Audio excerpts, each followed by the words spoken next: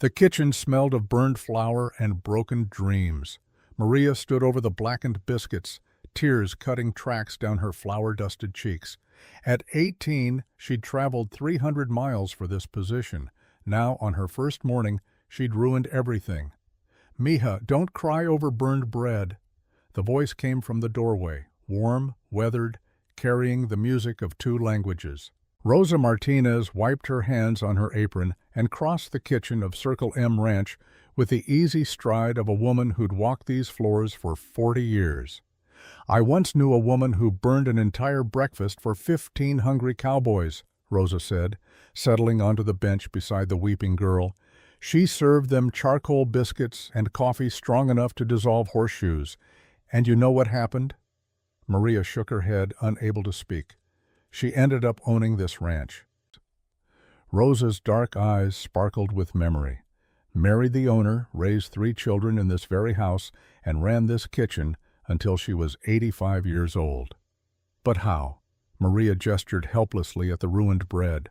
Rosa reached for the old cookbook on the counter, leather cover worn soft as prayer, pages stained with decades of use. She opened it with reverent hands. "Let me tell you about Mrs. Margaret Caldwell," she said, and how a lie about knowing how to cook became the truest thing she ever said. The October wind rattled the windows, carrying the scent of coming snow down from the mountains. But inside, the kitchen glowed warm. Rosa poured 2 cups of coffee and began. "It was October of 1882, Mija. Mrs. Margaret wasn't Mrs. Caldwell yet. She was Mrs. Sullivan then, newly widowed, 43 years old, and more desperate than she'd ever admit. She came west on a lie and a prayer with nothing but 2 carpetbags and the kind of courage that only comes from having nowhere left to fall." The stagecoach lurched over another rut, and Margaret Sullivan clutched her worn carpetbag tighter. Through the grimy window, she watched the landscape transform from rolling farmland to something vast and unforgiving. Prairie grass stretched endlessly in every direction, golden under the October sun. Mountains loomed in the distance, their peaks already touched with early snow. She was a long way from Philadelphia. The advertisement crinkled in her reticule, creased from being folded and unfolded 100 times during the long journey west. She knew every word by heart now. Circle M, Ranch seeks cook. Room and board provided. Inquire at Morrison's General Store, Willow Creek, Texas. 15 words that had brought her 2,000 miles from everything she'd ever known. 15 words built on a lie. Margaret had never cooked a meal in her life. In Philadelphia, she'd had a cook, a kitchen maid, and a butler to manage such things. She'd presided over elegant dinner parties where she'd never touched anything more complicated than a serving spoon. Her role had been to look beautiful, make conversation, and pretend not to notice when her husband slipped away to drink. Now Charles was 8 months dead. The creditors had taken the house, the furniture, even her mother's silver. The final humiliation had been discovering that her jewelry, the pearls, the emerald ring, the diamond earrings Charles had given her on their 10th anniversary, had all been paste. He'd sold the real pieces years ago to pay gambling debts. The doctor's respectable widow had become a cautionary tale whispered over tea. So she'd sold what little remained, bought a train ticket west, and answered an advertisement for a position she was utterly unqualified to perform. Desperation, she'd learned, made liars of even the most honest people. "Willow Creek," the driver called out. Margaret's stomach clenched as the town came into view. She'd expected something rough, certainly, but the reality still jolted her.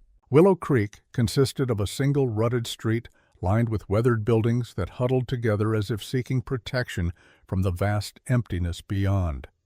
A general store, a saloon called the Lucky Strike, a boarding house that might have been white once but had faded to dusty gray. Various other establishments whose purposes she could only guess. The stagecoach rolled to a stop in front of the general store, sending up a cloud of red dust that immediately coated Margaret's black traveling dress. The same dress she'd worn to Charles's funeral. The same dress she'd worn every day since, because it was the only one she owned that didn't carry memories of happier times. "End of the line, ma'am," the driver said, not unkindly. Margaret gathered her 2 carpet bags, everything she owned in the world, and stepped down. The Texas heat hit her like a wall, despite the October date. Back in Philadelphia, the leaves would be turning crimson and gold. Here, the sun still burned fierce and unforgiving. Several men lounging outside the saloon stopped their conversation to stare. She felt their eyes on her like weight. A woman alone was unusual enough in a frontier town. A middle-aged widow in city clothes was practically unheard of. She straightened her shoulders and walked toward the general store. Her boots clicked on the wooden boardwalk, each step taking her further from the woman she'd been and closer to whoever she was about to become. A bell jangled as she pushed open the door. The store's interior was dim and cluttered, smelling of leather and coffee and something indefinably masculine. Shelves packed with everything from flour sacks to ammunition lined the walls.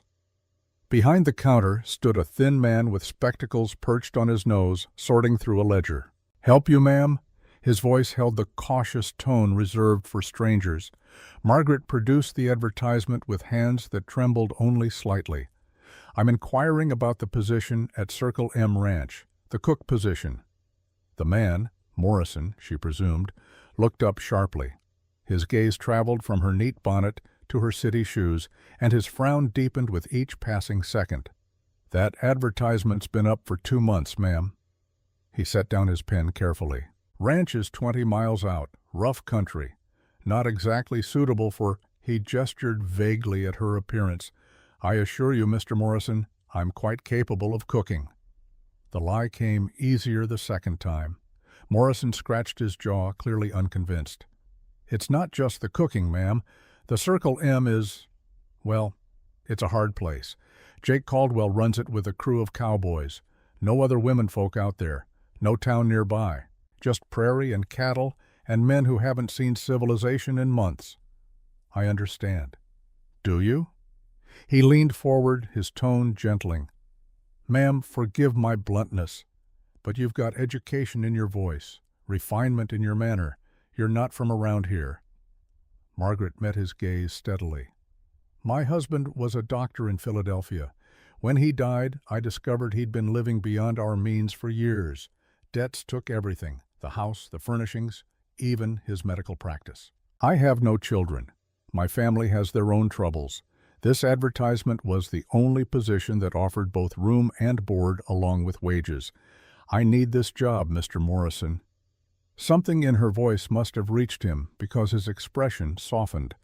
"Can you ride a horse, ma'am?" "I can learn." "Ever cooked over a wood stove? Baked bread from scratch? Butchered a chicken?" "I'm a quick study." Morrison sighed and set down his pen. "Ma'am, I'll be plain with you. Jake Caldwell is a fair man, but he's not known for patience.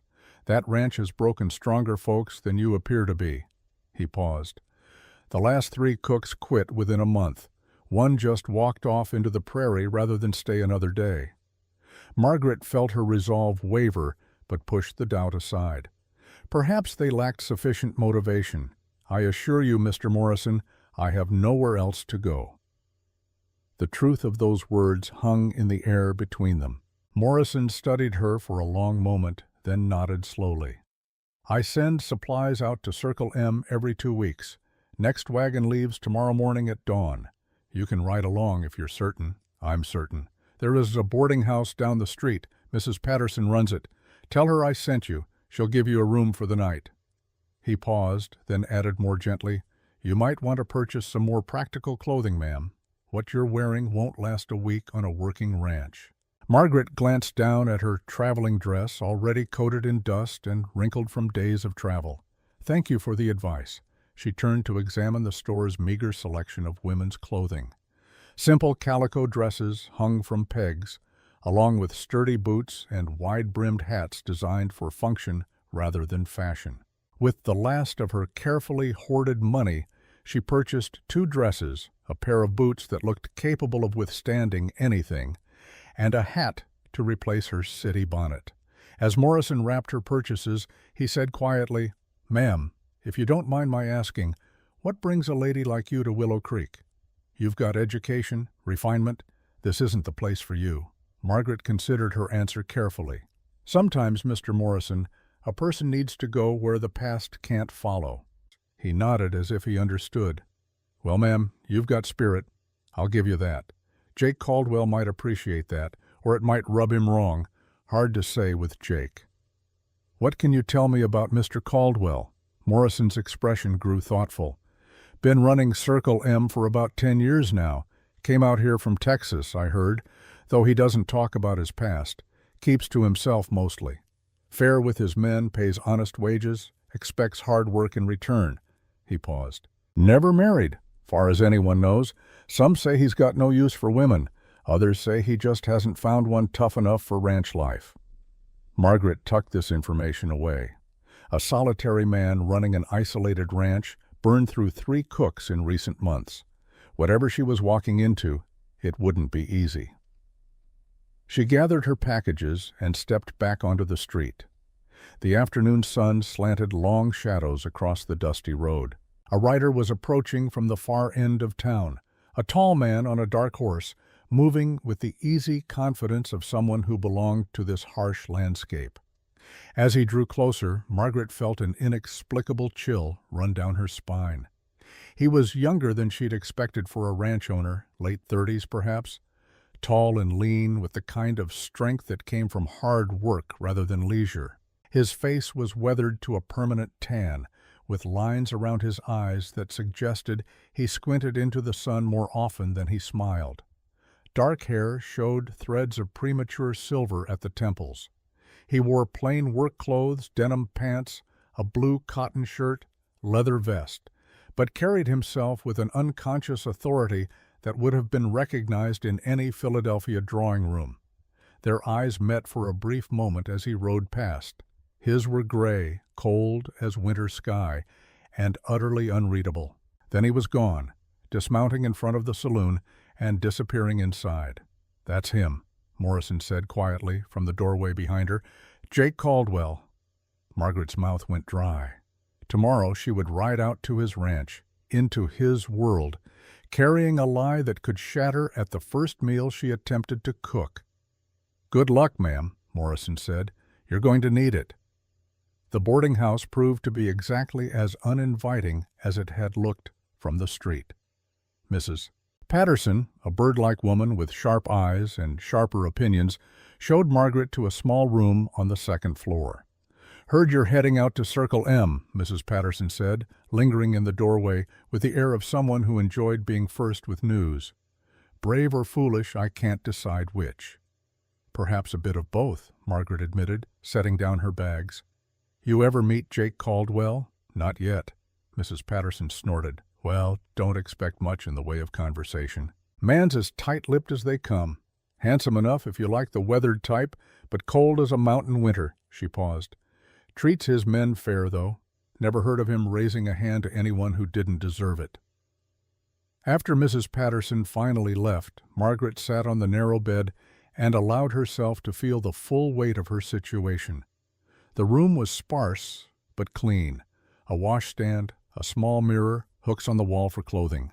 Through the window she could see the vast prairie stretching endlessly under the afternoon sun. She pulled out the advertisement once more, smoothing its creases. Such a small thing to have brought her so far from everything she'd known. But what choice did she have? Return to Philadelphia and accept charity from disapproving relatives? Find work in a factory if they'd even hire a woman her age with no experience? No. This was her chance, perhaps her only chance. That night she lay awake listening to the unfamiliar sounds of the frontier town. Piano music and rough laughter drifted from the saloon. Horses snorted in the street. Somewhere in the distance, a coyote howled, a sound so lonely it made her chest ache. Margaret Sullivan, who had once presided over elegant dinner parties and worn silk gowns to the Philadelphia Opera House, closed her eyes and tried not to think about what she'd gotten herself into. Instead, she focused on the one thing that mattered: survival. She would learn to cook. She would learn to manage a ranch kitchen. She would do whatever it took to earn her keep and perhaps, eventually, Find some measure of peace in this vast, wild land. The advertisement crinkled in her hand as she finally drifted off to sleep, still clutching that fragile promise of a new beginning. Dawn came cold and clear, painting the eastern sky in shades of rose and gold. Margaret dressed in one of her new calico dresses, the rough fabric strange against her skin after years of fine cotton and silk. The boots were stiff and heavy on her feet. The wide-brimmed hat felt awkward and masculine, but looking in the small mirror, she had to admit she looked more like someone who belonged in Texas and less like a lost Philadelphia matron. The transformation was only skin-deep, though. Inside, she was still terrified. Old Pete, the driver Morrison had hired, waited with the supply wagon in front of the general store. He was weathered as old leather, with a face that suggested he'd seen everything the frontier could throw at a man and survived it all. "Ma'am," he said, touching his hat brim. It was the sum total of his conversation. Margaret climbed onto the wooden seat beside him, clutching her carpetbags. The wagon bed behind them was loaded with supplies: flour sacks, coffee, dried beans, various other provisions wrapped in canvas. They rolled out of Willow Creek as the sun broke fully over the horizon. The landscape gradually transformed as they traveled. The relative civilization near town gave way to an endless sea of golden prairie grass, broken only by occasional stands of cottonwoods along dried creek beds. The mountains grew larger on the horizon, their peaks sharp against the perfect blue sky. It was beautiful in a stark, unforgiving way that Margaret had never experienced. Philadelphia had been all brick and cobblestone, formal gardens, and carefully tended parks. This land recognized no human effort to tame it. It simply existed, vast and indifferent to the tiny creatures who tried to make their homes upon it. After an hour of silence, Pete finally spoke. "That's the Circle M boundary." He pointed to a wooden gate with the ranch's brand burned into the crossbeam, a circle with an M inside. Beyond it, the prairie stretched unchanging. "Another 3 miles to the main house," Pete added. Margaret's stomach tightened with each passing minute. She'd spent the long ride rehearsing what she would say, how she would present herself as capable and confident. But as the ranch buildings came into view, her carefully prepared words scattered like dust in the wind. The Circle M sprawled across a natural bowl in the prairie, sheltered by low hills. The main house was built of logs and rough-hewn planks, solid and unadorned. A large barn stood to one side with several corrals where horses milled about. A bunkhouse, smokehouse, and various outbuildings completed the picture. It was larger than she'd expected, more established. But there was a loneliness to it that went beyond mere isolation. No flowers softened the harsh lines. No curtains warmed the windows. No feminine touches suggested this was anything more than a place where men worked and slept and little else. Pete pulled the wagon to a stop in front of the main house. "Wait here," he said, climbing down with surprising agility for his age. "I'll fetch Jake." Margaret remained on the wagon seat, acutely aware of how she must look, dust-covered despite her efforts to stay clean, wearing her new calico dress that still felt foreign, her hands soft and white where they clutched her carpetbag, her hands that had never done a day's hard work in their life. Through the kitchen window, she glimpsed a massive cast-iron stove that looked like a black iron monster. Nothing like the modern range she'd had in Philadelphia. Nothing like anything she knew how to use. The front door opened. Jake Caldwell emerged, and Margaret's breath caught for the second time in as many days. Up close, he was even more formidable than he'd appeared on horseback, tall enough that she'd have to tilt her head back to meet his eyes. Lean but powerfully built, with shoulders that spoke of years spent doing work that would break lesser men. His face was all hard angles and weathered planes, those steel-gray eyes as unreadable as stone.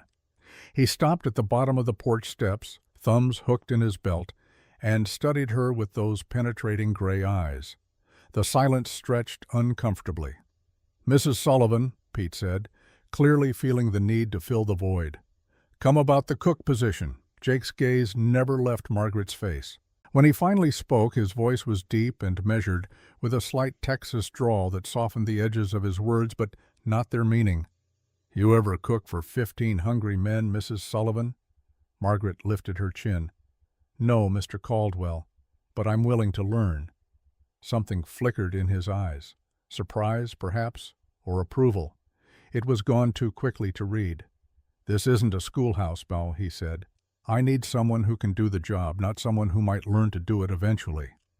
"Then why has the position been vacant for 2 months?" The words came out sharper than she'd intended, driven by desperation and pride. But instead of angering him, they seemed to catch his interest. "Because most folks are smart enough to know better," he said. "Ranch cooking means up at 4, breakfast on the table by 5, lunch packed for the men who'll be out on the range, dinner ready when they return, no matter what time that might be. It means baking bread, preserving meat, maintaining supplies, and doing it all on a wood stove that has moods like a fractious horse." "I understand." "Do you?" He stepped closer to the wagon, and Margaret caught the scent of leather and horse and open sky. "Can you lift a full pot of stew, haul water from the well, kill and pluck a chicken? Because there's no one here to do it for you."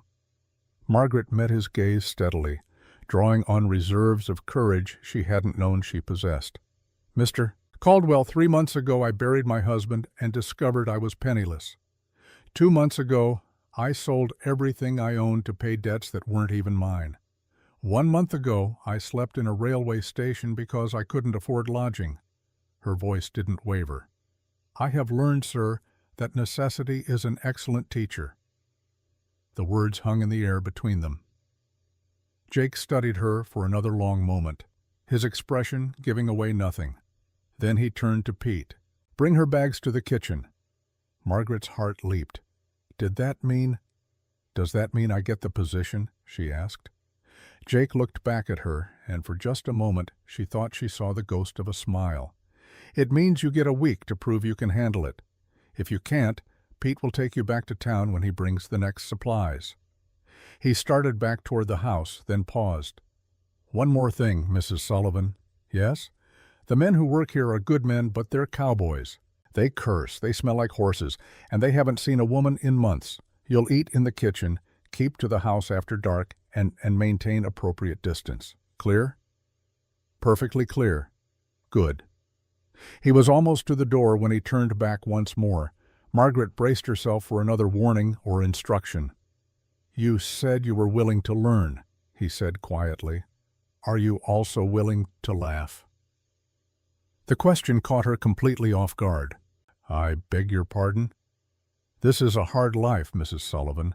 The work breaks backs and the loneliness breaks spirits. The last cook spent every meal looking like she was attending a funeral. It affected the men, made everything heavier than it needed to be." His expression remained serious, but there was something almost wistful in his voice. "So I'll ask again. Can you cook with laughter? Can you bring something besides food to that kitchen?" Margaret thought of the elegant dinner parties she'd hosted, the way she'd kept conversation flowing and guests smiling even when the roast was overdone or the wine ran low, the grace under pressure that had been bred into her from childhood. "Mr. Caldwell," she said, "I once kept 20 Philadelphia society matrons entertained for 3 hours when my cook quit without notice and I had to prepare the meal myself. If I could manage that, I believe I can handle cowboys." This time she was certain she saw approval in his eyes. "The kitchen's through here," he said. "I'll show you the quarters and explain the routine. Dinner's at 6 sharp." He pulled out a pocket watch. "That gives you 4 hours to figure out that stove and feed 15 men." He turned and walked into the house. Margaret climbed down from the wagon, her new boots finding uncertain footing on the unfamiliar ground. Pete handed her the carpetbags with a look that might have been sympathy or might have been amusement. It was hard to tell. "Good luck, ma'am," he said. She would need it.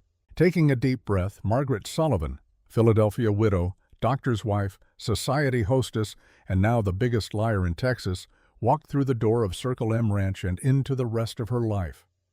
The kitchen was exactly as intimidating as she'd feared. and Jake Caldwell's question echoed in her mind with every step. Can you cook with laughter? She had 4 hours to figure out how to cook at all.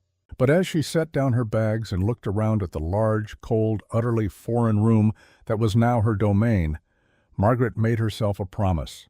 She would learn, she would adapt, she would survive.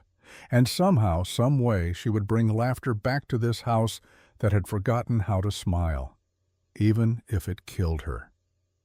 Rosa paused in her telling, rising to check the bread dough Maria had started. She pressed a finger gently into the pale surface, nodding with satisfaction at the give. Good, mija, you're learning. She settled back onto the bench. Now, where was I? Ah, yes, Mrs. Margaret, standing in this very kitchen, 4 hours until dinner, and not the faintest idea how to light that monster of a stove. Maria leaned forward, eyes wide. What did she do? What any smart woman does when she doesn't know something. Rosa smiled. She asked for help. The kitchen was large but primitive by Margaret's standards. The massive cast-iron stove dominated one wall, a wood box beside it that was nearly empty. A long wooden table occupied the center of the room, scarred from years of use. Open shelves held dishes, pots, and supplies. A pantry door stood ajar, revealing sacks of flour, beans, and other staples. Everything was clean, utilitarian, cold. Not a single touch of warmth or personality softened the stark functionality. Jake moved through the space with the confidence of someone who knew it well. Too well, Margaret thought, for a man who supposedly employed cooks. Your room's through there, he said, indicating a door off the kitchen. It's small, but private. You'll find water in the barrel by the stove. We haul it from the well each morning. Firewood's out back, the root cellar's behind the house. Smokehouse is the small building to the left. He spoke quickly, efficiently, as if reciting a list he'd memorized. We butcher our own beef, cure our own bacon. There's a kitchen garden, but it's gone to weed since... He stopped abruptly. Since the last cook left, Margaret finished quietly. Since before that. Jake moved to the stove, checking the firebox. This beast takes some getting used to. Too much wood, and she'll burn everything. Too little, and nothing cooks through. The dampers are temperamental, and the oven runs hot on the right side. Margaret approached the stove cautiously, as if it might bite. The iron surface was cold beneath her tentative touch, but she could imagine the heat it would generate. The complexity of it, dampers, flues, vents she didn't recognize, made her head spin. Any other peculiarities I should know about? She asked, trying to keep her voice steady. The men like their coffee strong enough to float a horseshoe. Breakfast is always biscuits, bacon, or salt pork, eggs when we have them, and gravy. Lunch for the range riders is usually cold biscuits, dried beef, and whatever else travels well. Dinner's the big meal. Meat, potatoes, vegetables, if we have them, pie, if you can manage it. Pie? Margaret's voice might have squeaked slightly. Jake's expression remained neutral, but she caught the faintest glimmer of what? Amusement? Challenge? The men work hard, Mrs. Sullivan. Good food's one of the few pleasures out here. He moved toward the door, then paused with his hand on the frame. 1 week. If you're still here after that, we'll discuss wages and permanent arrangements. Mr. Caldwell, Margaret called as he reached the threshold. He turned back. You asked if I could cook with laughter. She met his gray eyes directly. May I ask why that matters to you? For a long moment, he stood silhouetted in the doorway, his face unreadable against the bright afternoon light beyond. When he spoke, his voice was so quiet she almost didn't hear. Because I've lived 10 years in a house that forgot how to smile, Mrs. Sullivan. Sometimes a man gets tired of the silence. Then he was gone, leaving Margaret alone with an impossible task and 4 hours to accomplish it. Philadelphia, 2 years earlier, Margaret descended the grand staircase in her emerald silk gown, pearls at her throat, every hair precisely in place. Below, the drawing room glittered with crystal and candlelight. 20 of Philadelphia's finest society matrons waited, glasses of sherry in hand, chattering like elegant birds. In the kitchen, disaster was unfolding. Their cook had quit that very morning. something about unpaid wages that Charles had promised to address. The kitchen maid had followed her out the door, and Charles himself was locked in his study with a bottle of whiskey and his mounting debts. But the guests had arrived. The table was set. And Margaret Sullivan had been trained since childhood that a hostess never, under any circumstances, allowed her guests to see her struggle. So she smiled. She laughed. She kept the conversation flowing while inside she calculated desperately. Cold meats from the larder, bread from yesterday sliced thin, cheese, fruit, arranged artfully, called a light repast instead of a disaster, and served with such confidence that no one would dare suggest it was anything less than intentional. She'd managed it, pulled off the impossible through sheer force of will and years of training in the art of gracious deception. Charles had been furious afterward. "You made us look poor," he'd slurred, "like we can't afford proper service." "We can't," she'd said quietly. He'd thrown his glass at the wall. Margaret blinked, pulling herself back to the present. To this frontier kitchen that smelled of nothing but cold iron and possibility. She found matches on a shelf and approached the stove like a general approaching a battlefield. The firebox was empty, save for a few cold ashes. She added kindling from the wood box, struck a match, and held it to the dry twigs. Nothing happened. She struck another match, and another. On the fourth try, a small flame caught, flickered, and died. "Damn this infernal stove," she muttered, then glanced around guiltily. The empty kitchen offered no judgment. On the seventh match, the kindling finally caught. She added larger pieces of wood, watching anxiously as the flames grew. Too much, not enough. She had no idea. While the stove heated, she hoped, Margaret investigated the pantry. Flour, lard, salt, dried beans, potatoes, onions. What looked like a quarter of beef hanging in the cold corner. The basics were all there, organized with military precision. She could make a stew. How hard could it be? Meat, vegetables, water, seasonings. Simple. 3 hours later, Margaret stood before the stove, fighting back tears of frustration. The stew pot was too heavy for her to lift when full. She'd had to ladle water into it 1 cup at a time, her arms aching.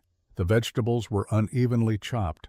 The knives were dulled, and her hands unused to the work, already developing blisters. The fire kept dying down, then roaring back to life when she added wood, making the pot's contents alternate between barely simmering and boiling over. The biscuit dough sat lumpen and unpromising on the cutting board. She'd mixed it according to her best guess. Flour, lard, salt, something called saleratus that she assumed was similar to the baking powder she'd seen the cook use back home. But the consistency seemed wrong. Too dry, too wet? She couldn't tell. And the coffee, Lord, the coffee. She'd put what seemed like a reasonable amount of grounds in the pot. The resulting brew looked like ink and smelled like tar. A bell rang outside, loud, insistent, summoning. Margaret's heart hammered. 6 o'clock already. Dinner time. She wasn't ready. Nothing was ready. But ready or not, 15 hungry men were about to file through that door expecting a meal. She straightened her apron, pushed a stray lock of hair behind her ear, and tried to look competent as heavy boots sounded on the porch. The cowboys filed in, each nodding politely and mumbling "ma'am" as they took their seats at the long table. They were younger than she'd expected, most in their 20s and 30s, weathered by sun and work but still vital. They smelled of horses and leather and honest sweat. Jake entered last, taking the chair at the head of the table. His eyes surveyed the simple meal, then rose to meet hers. Margaret's hands trembled as she ladled stew into bowls. She sliced the biscuits. They were dense and heavy, nothing like the light, fluffy ones she'd seen served at proper tables. She poured the tar-black coffee. The meal passed in relative quiet, punctuated only by the clink of spoons against bowls and requests to pass the biscuits. No one complained, but no one complimented either. Margaret watched anxiously as the men ate. Jake ate more slowly than the others, as if evaluating each bite. His expression revealed nothing. When the last man pushed back from the table, Jake stood. "Mrs. Sullivan, a word. She followed him onto the back porch, her hands twisting in her apron. The setting sun painted the prairie in shades of gold and crimson. It would have been beautiful if her stomach wasn't knotted with dread. The stew was under-seasoned, Jake said without preamble. The biscuits were heavy, and the coffee could strip paint. Margaret's throat tightened. This was it. She'd be sent back to town tomorrow, her one chance at survival gone. Then, unexpectedly, one corner of his mouth quirked upward. It wasn't quite a smile, but it was something. But you kept trying even when that stove was getting the better of you. I watched you through the window. You must have lit that fire a dozen times. And you asked Tom for advice instead of pretending you knew everything. That shows sense. Does that mean I can stay? It means you get your week, like I promised. He looked out over the prairie, his profile sharp against the dying light. Can you read and write, Mrs. Sullivan? Of course. Good. The ranch accounts need keeping, and my penmanship's terrible. If you can manage the books along with the cooking, I'll add extra to your wages. He turned back to her, and for just a moment, his gray eyes held something that might have been kindness. But remember what I said about laughter. A good meal fills the stomach. A cheerful kitchen fills something else, something harder to name but just as important. As he walked away, Margaret called after him, "Mr. Caldwell, what made you leave Texas?" He paused, but didn't turn around. "Same thing that brought you here, I expect. Sometimes a person needs to go where the past can't follow." Rosa refilled Maria's coffee cup, the dark liquid steaming in the cool morning air. "Mrs. Margaret told me she cried that night, mija. Cried over those terrible biscuits and that awful coffee. She thought for sure she'd be sent packing." "But she wasn't," Maria said. "No, because what happened the next morning changed everything." Margaret woke to the acrid smell of smoke. She bolted from her small room to find the kitchen filled with a gray haze. The biscuits she'd set to bake before dawn had turned into charcoal bricks.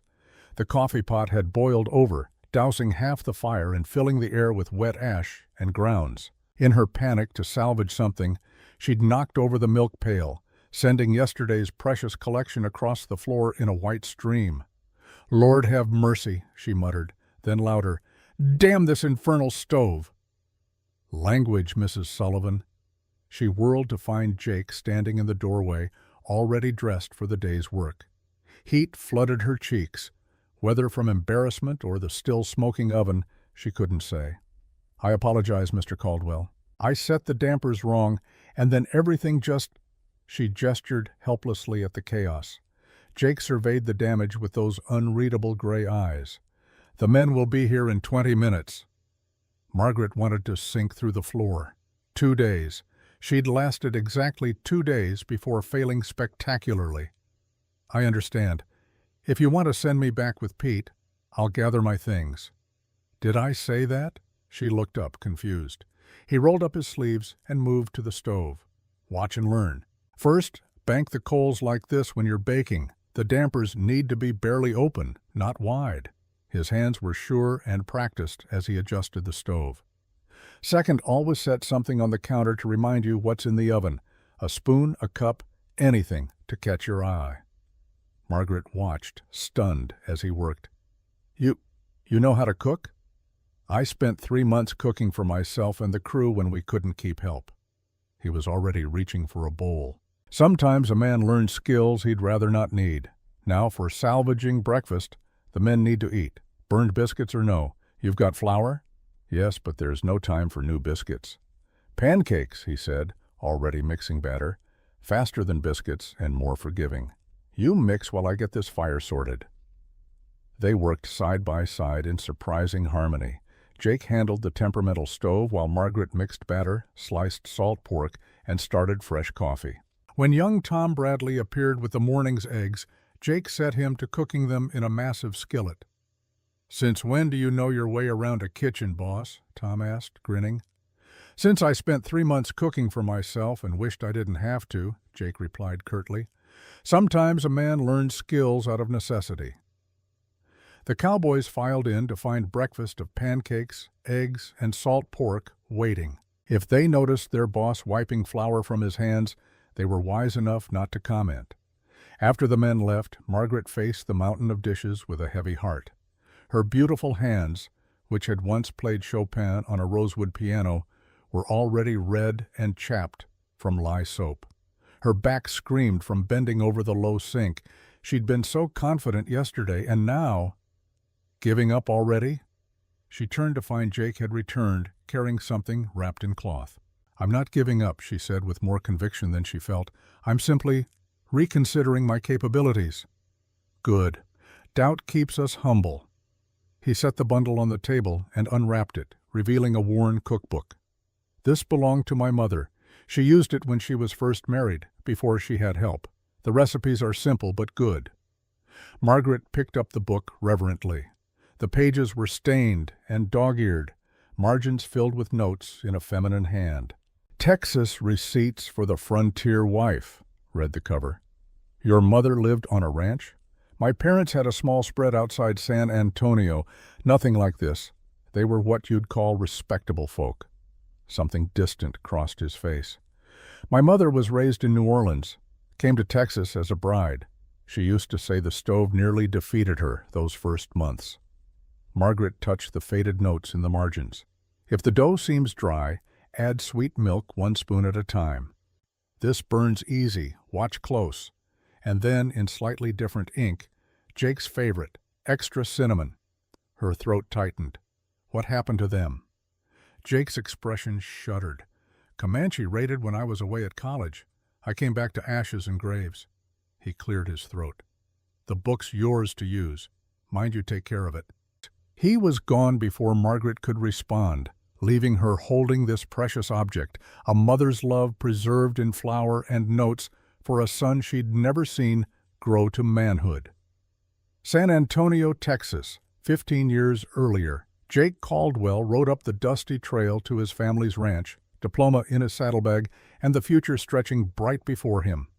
Pre-law at Johns Hopkins, top of his class, and now returning to Texas with plans to practice in San Antonio. Maybe even Austin someday. The silence hit him first. No cattle lowing, no chickens scratching in the yard, no smoke from the chimney. Then he saw the burned timbers, the scattered remains, the 2 graves beneath the cottonwood tree, fresh-turned earth, still dark. His mother's cookbook lay in the ruins of the kitchen, scorched but intact. He'd picked it up with hands that shook, reading her familiar notes through tears that blurred the words. Jake's favorite, extra cinnamon. She'd never make it for him again. The ranch was gone. His parents were gone. His bright future in law crumbled to ash, along with everything else. He'd kept the cookbook, sold what little remained, moved west to where the Comanche didn't raid and the memories couldn't follow. And he'd built Circle M from nothing, brick by brick, cow by cow, as if by creating something lasting he could somehow make his parents' deaths mean something. But he'd forgotten to build a home. He'd built a ranch, successful, profitable, respected, but not a home, until a desperate widow from Philadelphia stood in his kitchen, burning biscuits and swearing at his mother's stove, and made him remember what he'd lost. By noon, Margaret had managed to pack lunches for the range riders, cold biscuits, properly baked this time, dried beef, and dried apple slices she'd found in the pantry. The kitchen was clean. She'd even started bread dough rising for dinner, following the cookbook's careful instructions. She was elbow-deep in flour, kneading the second batch, when she heard a commotion outside. Through the window, she saw several cowboys gathered around someone on the ground. Her heart lurched as she recognized Tom Bradley's sandy hair. He was down, clutching his arm. Without thinking, Margaret ran outside. "What happened?" "Horse spooked and threw him," one of the men explained. "Think his arms broke." "Bring him to the kitchen," Margaret ordered, with an authority born of years as a doctor's wife. "Carefully now." They carried Tom in and set him on the bench by the table. His face was pale, sweat beading on his forehead. Margaret gently examined his arm, feeling the unnatural angle of the bone beneath the skin. "It's broken," she announced, "but cleanly. I can set it, but I'll need help." The cowboys stared at her. "You know how?" one asked, skeptical. My husband was a physician. I assisted him many times." The words came automatically, though they brought a familiar sting. "I'll need straight boards for splints, clean cloth for bandages, and someone to hold him steady." Jake appeared in the doorway, took in the scene with a glance, and began issuing orders. Within minutes, Margaret had everything she needed. Jake positioned himself behind Tom, holding the young man's shoulders. "This will hurt," Margaret warned. "Just do it, ma'am," Tom managed through gritted teeth. Margaret felt along the break once more, then with a quick, sure movement, pulled and aligned the bones. Tom's yell could probably be heard in the next county, but the arm was straight. She splinted it carefully, wrapping it with strips torn from her last petticoat, the final piece of Philadelphia finery, now put to practical use. "There," she said, tying off the bandage. "Keep it still for 6 weeks. I'll make a sling." "Thank you, ma'am," Tom said weakly. "Thought I'd have to ride all the way to town." "You'd have been lucky to make it halfway," Jake said. He looked at Margaret with something like respect. Where did a Philadelphia lady learn to set bones? The question hung in the air. Margaret busied herself making a sling from a dish towel, her hands shaking slightly now that the crisis had passed. "When you're married to a doctor who drinks, Mr. Caldwell, you learn to handle things when his hands aren't steady enough." The admission slipped out before she could stop it. Silence fell over the kitchen. Margaret realized she'd never spoken of Charles's weakness to anyone. The shameful secret she'd protected for years had just tumbled out in a Texas ranch kitchen. She continued making the sling, not looking up. "My husband was a good man in many ways, but he was weak. The drinking started after a difficult case, a child he couldn't save. It grew worse over the years. I learned to assist more directly than most wives would." Jake's voice was quiet. "Your husband, is that what broke you, the drinking?" Margaret's hands stilled. "No, I could forgive the drinking. It was a weakness, but he was fundamentally good despite it." She met Jake's eyes, seeing understanding there instead of the judgment she'd expected. "What broke me was discovering he'd been hiding our debts for years, borrowing against future earnings, selling my jewelry and replacing it with paste. He didn't want me to worry," he said in his final letter. Final letter? Laudanum overdose. Possibly accidental. He'd been taking it for pain. I choose to believe it was. She finished the sling, her voice steady, despite the tears threatening. "And now you know why a refined Philadelphia widow is burning biscuits in a Texas ranch kitchen." The men had filed out during her confession, leaving just Jake. He moved to lean against the table. Closer, but not crowding. "We all have our reasons for being here," he said quietly. "Mine aren't so different from yours." "Your parents," Margaret said. "The Comanche raid. That was the second loss." Jake's jaw tightened. "I had a wife, Sarah, and a daughter, Emma. They died of cholera while I was in Austin negotiating cattle prices. I thought I was building something important." His voice went flat. "Came home to 2 graves next to my parents." Margaret's breath caught. "Jake, it's history now," he interrupted, but gently. "The point is, Tom will heal clean thanks to you. That matters more than perfect biscuits." He started toward the door, then turned back. "There's apple pie in my mother's book, page 47. The men haven't had pie in months. Might make them forget this morning's disaster." A challenge and a kindness wrapped in one. Margaret found herself almost smiling. "Assuming I can manage the oven temperature." "You'll manage." Jake's gray eyes held something that might have been warmth. "You've got stubborn written all over you, Mrs. Sullivan." After he left, Margaret attacked the bread dough with renewed energy.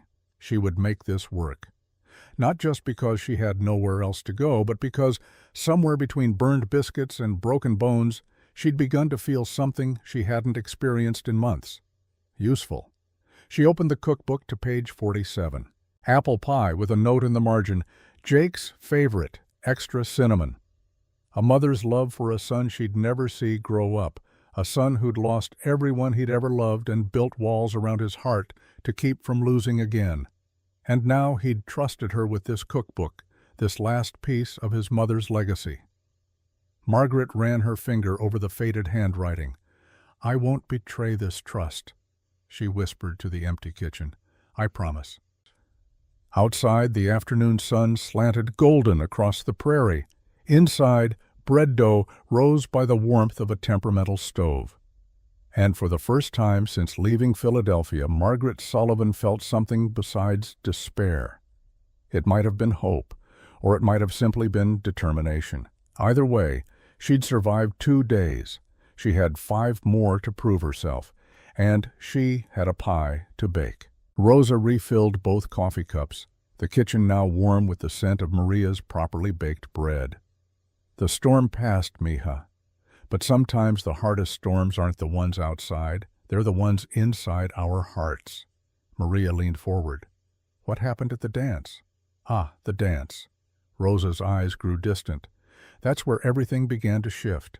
Where both of them had to decide, would they be brave enough to risk their broken hearts one more time? Saturday morning, Margaret woke to find Jake already in the kitchen, earlier than usual. He stood by the window, coffee cup in hand, watching the sun rise over the prairie. "Couldn't sleep?" she asked quietly. He turned, and she was struck by the uncertainty in his face. Jake Caldwell, who faced down storms and managed a ranch with unwavering confidence, looked suddenly vulnerable. "I wanted to tell you before the men got here," he said, "about the dance. You don't have to go if you'd rather not. I know the town gossips, and I don't want to make things uncomfortable for you." Margaret moved to the stove, starting the morning routine with hands that knew the work by heart now. "Are you rescinding your invitation?" "No, I just want you to know you have a choice." She turned to face him directly. "Jake, I've learned something these past weeks. I spent 20 years in Philadelphia having choices made for me. Where to live, who to entertain, how to dress, what to say. Coming here, working here, is the first real choice I've made in my adult life." She paused. "So yes, I'd like to go to the dance, if the offer still stands." Something in his expression eased. "It stands? Then I'll need the afternoon to prepare. And Jake," she caught his arm as he moved toward the door, "stop worrying. I'm tougher than I look." His hand covered hers briefly, warm and calloused. "I'm beginning to realize that." The wagon ride to Willow Creek passed in comfortable conversation. Jake pointed out landmarks, told stories of the ranch's early days. Margaret found herself laughing at his dry humor, the way he could make even cattle drives sound amusing. "You're different today," she observed. "Lighter somehow." He considered this. "Maybe I'm remembering how to be someone other than just the boss." "It's been a long time since He trailed off. "Since Sarah? Since I let myself want something beyond just surviving another day." He glanced at her, then back to the road. "It's frightening, if I'm honest." "I know," Margaret said softly. "Believe me, I know." Willow Creek bustled with activity when they arrived. The harvest dance drew people from ranches and homesteads for miles around, one of the few social events in a region where neighbors might live 20 miles apart. Margaret spent the afternoon in the general store, carefully selecting fabric for new curtains, spices the ranch didn't have, a few small luxuries. Mrs. Morrison appeared at her elbow as she examined a bolt of cheerful yellow gingham. "Margaret, dear, how lovely to see you." Mrs. Morrison's smile was warm, but her eyes were assessing. "I wanted to follow up on our conversation about the teaching position." Margaret's hands stilled on the fabric. "Mrs. Morrison, the school board met yesterday. They're quite eager to have you if you're interested. The salary would be $40 a month, and the cottage is charming. 2 rooms, a small garden, right next to the schoolhouse." She paused meaningfully. "It's a respectable position, Margaret, secure, independent. I appreciate the offer, truly, but I have a position at Circle M." Mrs. Morrison's expression softened. "My dear, you're clearly intelligent and capable. Don't you want more than cooking for cowboys? You could teach children, shape young minds, have a life of your own in town." She lowered her voice. "I see how you look at Jake Caldwell, and I see how he looks at you. But that man has been alone for 10 years by choice. Some men get comfortable with their grief. They forget how to let anyone in. The words stung because they echoed Margaret's own fears. I'll think about it. Please do. The position is yours if you want it. But we need an answer by month's end. After Mrs. Morrison left, Margaret stood among the bolts of fabric, her heart heavy. $40 a month. A cottage of her own. Respectability. Everything sensible. So why did the thought of leaving Circle M make her feel like she was losing something precious? The dance hall glowed with lantern light as evening fell. Margaret wore the blue wool dress Jake's mother had owned, altered to fit her perfectly. She'd pinned her hair up simply, adding a small sprig of dried lavender. In the mirror at Mrs. Patterson's boarding house, where she'd changed, Margaret barely recognized herself. The desperate widow who'd arrived 2 months ago was gone. In her place stood a woman with color in her cheeks, capable hands, and eyes that held determination instead of despair. The transformation wasn't just external. She felt different, stronger, more herself than she'd been in years. Jake was waiting outside the hall, and his expression when he saw her made her breath catch. He'd dressed in a dark suit she hadn't known he owned, his hair still damp from washing, boots polished to a shine. "You look beautiful," he said simply. "You look quite distinguished yourself." Inside, the hall was already crowded. Cowboys in their cleanest clothes, ranch families, townspeople, all gathered for this rare night of celebration. Tables groaned with food, much of it contributed by Margaret. Her apple pies had disappeared within minutes, earning her compliments from ranch wives who'd previously eyed her with suspicion. "You're doing wonders out at Circle M," one older woman said, her initial coolness thawing. "The boys look well-fed and happy for the first time in years." Margaret was swept into dance after dance by enthusiastic young cowboys who trod on her feet more than the floorboards. She endured it with grace, laughing at their apologies, until finally the musicians struck up a waltz. Jake appeared at her elbow. "Would you?" he asked. "That is, if your feet have recovered from their assault." "Are you asking me to dance, Jake?" A slight smile touched his lips. "I'm suggesting that if you happen to be on the dance floor, and I happen to be there as well, and the music happens to be suitable—" "Enough with the coincidences," Margaret interrupted, smiling. "Yes, I'd like to dance." He led her onto the floor with a hand at her elbow, then turned to face her. One hand settled properly at her waist. The other took hers, and suddenly Margaret understood this wasn't just a dance. Jake Caldwell could waltz. Not the mechanical steps of a man who'd learned from duty, but with natural grace and confidence. He guided her through the turns effortlessly, and Margaret found herself relaxing into the movement, trusting his lead completely. "You dance well for a cowboy," she said softly. "You dance well for a cook," he replied. Then more quietly, "I haven't waltzed since Sarah died. Didn't think I remembered how." "It's like riding a horse, I suppose. The body remembers even when the heart forgets." His hand tightened slightly at her waist. "Yes, exactly that." They danced 2 more waltzes, not speaking, just moving together while the town watched and whispered. Margaret knew there would be talk. The widow and the rancher, dancing like they had every right to. But wrapped in the warmth of Jake's careful hold, she couldn't bring herself to care. When the 3rd waltz ended, Jake released her reluctantly. "I need some air," he said, his voice slightly rough. "Would you—" She followed him outside into the cool November night. Stars blazed overhead, sharp and bright in the clear air. They stood together in silence, breath misting in the cold. "Margaret," Jake said finally, "I need to tell you something." Her heart hammered. "What is it?" He turned to face her, and in the moonlight she could see the conflict written on his face.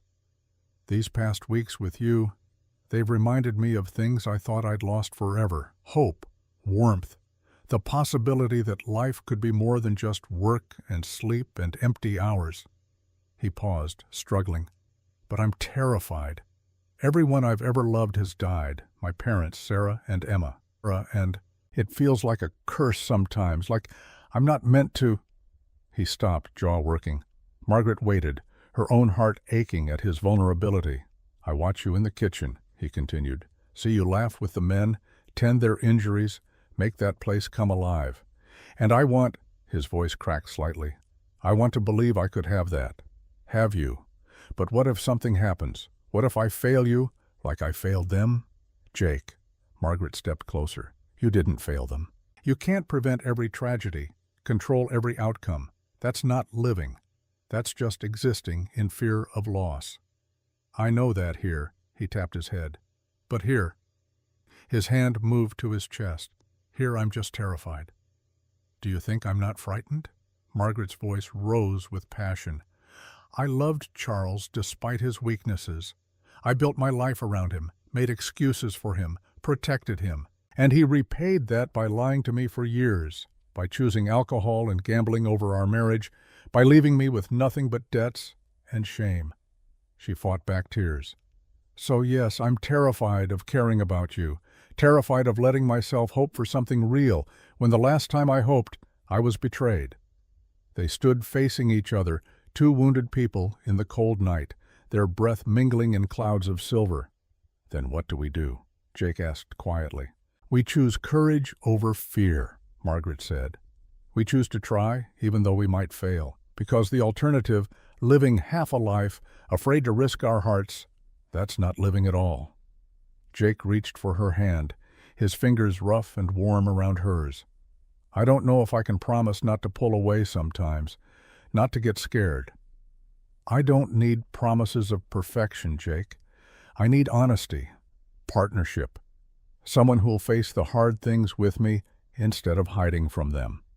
"I can do that," he said, "or at least I can try." "Then that's enough." He pulled her closer, and for a moment she thought he might kiss her. But instead he just held her, his arms strong and steady around her, while the stars wheeled overhead and music drifted from the hall. "Stay," he whispered into her hair. "Please. Not just as the cook. Stay because you want to, because this is where you choose to be." Margaret's heart swelled. This was what she'd been waiting for. Not a rescue, but a choice. Not desperation, but desire. "I'll stay," she whispered back.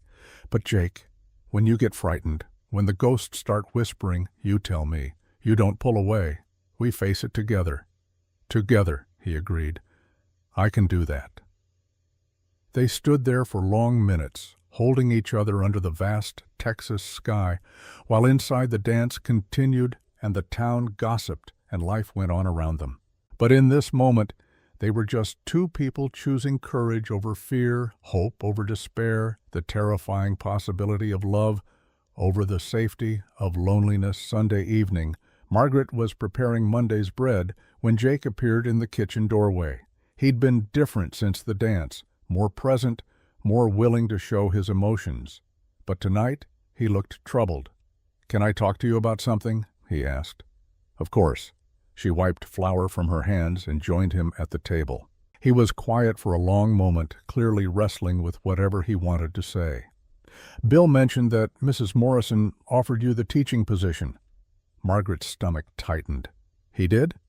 "Her nephew was in the store talking about it, said the school board was excited to have someone so qualified." Jake's gray eyes met hers. "Is it true? You've had this offer and didn't mention it?" "She approached me yesterday before the dance. It's not the first time she suggested it." "Not the first time?"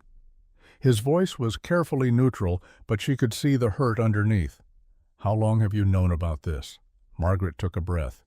"She mentioned it about 2 weeks ago. Casually at first, then more seriously yesterday." 2 weeks. Jake sat back. "And you didn't think to tell me?" "I didn't tell you because it wasn't relevant. I'm not interested in the position. Aren't you?" He stood pacing to the window. $40 a month, Margaret. A cottage of your own. Respectable work. Everything you should want. How could that not be relevant?" "Because I've already made my choice." Margaret rose, her own frustration building. "I chose to stay here. I chose this kitchen, these men, this life. I chose—" She stopped, suddenly aware of what she was about to say. "Chose what?" Jake's voice was quiet but intense. "I chose you," she said simply. "Even before yesterday, before the dance, before any of this. I chose to stay not because I had no other options, but because this is where I want to be." The words hung in the air between them. Jake turned from the window, his expression unreadable. "When? When did she first offer you the position?" 3 weeks ago." 3 weeks. Something shifted in his face, not anger, but wonder. "You've had a way out for 3 weeks, and you stayed anyway?" "Yes." "Why didn't you tell me?" "Because I wanted you to see that I'm here by choice, not necessity. That when I stay, and I am staying, Jake, it's not because I'm desperate or trapped. It's because I want to be here, with you, with this life we're building." He crossed the kitchen in 3 strides and pulled her into his arms, holding her so tightly she could barely breathe. "I thought—" His voice was muffled against her hair. "When Bill mentioned it, I thought you'd been planning to leave all along. That you were just biding your time until something better came along." "Something better?" Margaret pulled back to look at him. "Jake, I've spent 20 years in elegant parlors with people who cared more about appearances than truth. I've lived in a beautiful house that was hollow inside. I've had all the respectability and refinement Philadelphia could offer, and it meant nothing." She cupped his face in her flour-dusted hands. "This kitchen, this ranch, this is real. This matters. Why would I trade that for a teaching position, no matter how respectable?" "Because it's easier, safer." "I don't want safe anymore," she said fiercely. "I want real. I want a partnership where we choose each other every day, where we're honest about our fears and brave enough to try anyway." She paused. "I want you, Jake Caldwell, with all your grief and your walls and your terror of losing people. And I want you to want me the same way, broken pieces and all." His kiss was answer enough. When they finally broke apart, both breathing hard, Jake rested his forehead against hers. "I'm going to mess this up sometimes," he said. "Pull away when I get scared. Forget that I don't have to face everything alone." "I know, and I'll probably do the same, but we'll figure it out together." "Together," he agreed. Then, after a moment, "You really turned down a teaching position to stay here and cook for cowboys?" Margaret laughed, the sound bright and free. "I turned down a teaching position to build a home with a stubborn rancher who's forgotten how to accept happiness." "Then I'd better learn fast," Jake said, and kissed her again. Week 7. The days took on a new quality after that conversation. Jake was more present, more willing to show affection. He'd brush a hand across her shoulder as he passed, linger in the kitchen longer than necessary, find excuses to be near her. The cowboys noticed, of course. Tom grinned every time he saw them together. Bill nodded with quiet approval. Even the newest hands seemed pleased by the change in their boss. But there was an undercurrent of tension Margaret couldn't quite name. Jake would sometimes stop mid-conversation, his expression distant, as if listening to voices only he could hear. She'd catch him watching her with an intensity that was almost fearful, as if he was memorizing her features against some future loss. One evening, she followed him outside after supper and found him standing by the corral, staring at nothing. "What is it?" she asked gently. He didn't answer immediately. When he did, his voice was raw. "I went to Sarah's grave today, the one I made for her and Emma, out past the north pasture." Margaret's heart clenched, but she said nothing, just waited. "I told her about you," he continued, "about how you came here with your city ways and burned biscuits and somehow brought this house back to life, about how you make me want to believe in futures again." He turned to face her, and I asked her permission. "Oh, Jake, I know it sounds foolish. She's been gone 10 years, but I needed to let her go, to tell her I'll always love her, but that I'm ready to live again." His eyes glistened in the fading light. "I promised her I wouldn't become stone. It took me a decade, but I'm finally keeping that promise." Margaret moved into his arms, holding him while he shook with silent tears, the grief of 10 years finally being released. "She'd be glad," Margaret whispered, "that you're choosing to live, that you found someone who makes you want to." When he'd composed himself, Jake pulled back slightly. "There's something I need to tell you, about Sarah's death." Margaret waited, sensing the importance of this moment. I wasn't just away on business when she died. I was in Austin, negotiating cattle prices, yes, but I'd also gone to visit old friends, to drink and play cards and escape the isolation of ranch life for a few days." His voice was heavy with guilt. "I chose to stay an extra 2 days because I was enjoying myself. When I got back, they'd been dead for 3 days. If I'd come home when I was supposed to, I might have gotten the doctor in time. I might have saved them." "Or you might have died too," Margaret said quietly. "Maybe that would have been better." "No," her voice was firm. "Jake, you can't carry that guilt forever. You couldn't have known, and you're not honoring their memory by punishing yourself for a decade." "I know that logically, but the heart doesn't always listen to logic." "No," Margaret agreed, "which is why we have to choose, every day, to be brave enough to live despite our fear, to love despite the risk of loss." She took his hands. "I choose you, Jake, every day. Flaws and guilt and broken pieces. Do you choose me?" "Every day," he said hoarsely. "I choose you, week 8, Wednesday." Margaret was in the garden, gathering the last vegetables before the first hard freeze, when she heard horses approaching, fast. Too fast for normal ranch business. Through the fence, she saw Jake and Hank riding hard toward the house, something wrapped in blankets across Hank's saddle. Her heart froze. "Margaret!" Jake's shout was urgent. "We need you!" She dropped her basket and ran. Will Morrison lay on the kitchen table minutes later, his face white as parchment, his breathing shallow and rapid. Blood soaked through the blanket wrapped around his middle. "Gored by a bull," Jake said tersely. "It's bad." Margaret's hands shook as she peeled back the blanket, but her voice was steady. "Boiling water, all the lanterns you can find, my sewing basket, the one with silk thread, and whiskey. The good bottle from your office." The men scattered to obey, while Margaret assessed the damage. The wound was deep, ragged, still bleeding freely. In Philadelphia, Charles would have had proper surgical instruments, chloroform, a sterile operating room. Here she had kitchen knives, whiskey, and desperate hope. "How bad is it?" Jake asked quietly, appearing at her shoulder. "Beyond basic field medicine." She met his eyes. "But not beyond me. Everyone does exactly as I say, no questions." For the next 2 hours, Margaret worked with a focus that shut out everything else.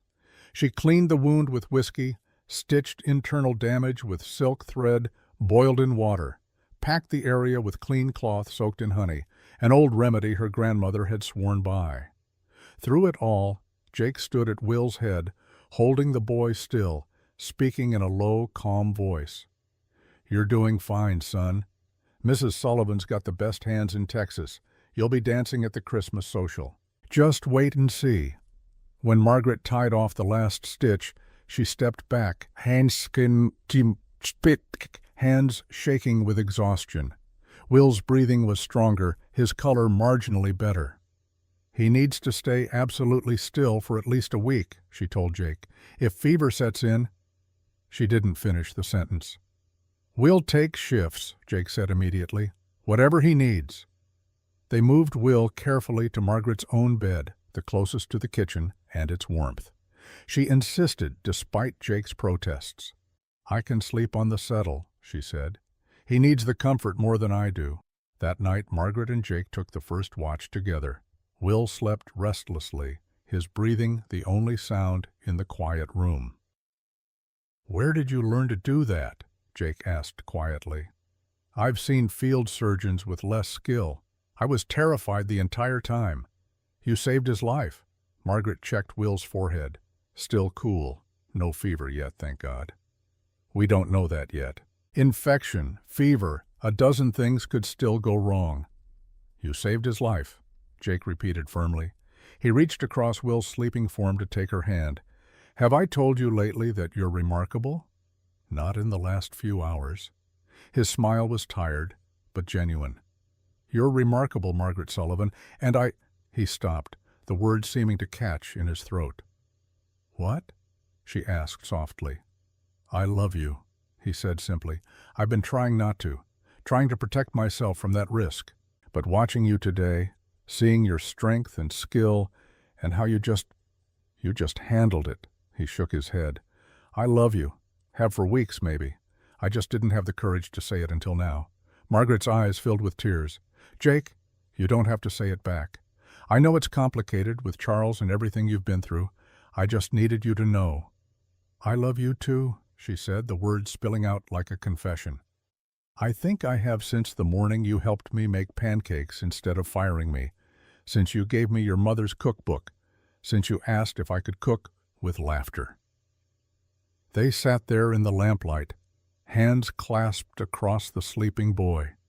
Two broken people who'd found each other in the unlikeliest of places.